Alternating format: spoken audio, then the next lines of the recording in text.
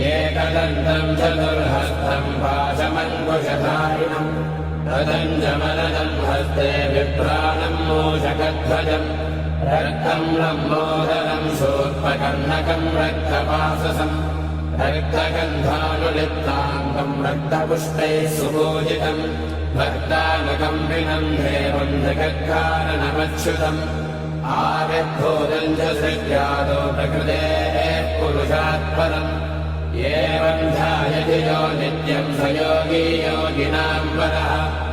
नमो व्रातपतये नमो गणपतये नमः प्रमथपतये नमस्ते अस्तुलम्बोदराय एकदन्ताय विघ्नविनाशिने शिवसुताय श्रीवरदमूर्तये नमो नमः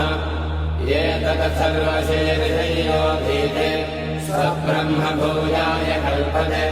स सर्वतः सुखमेधते स सर्वविघ्नैः न बाध्यते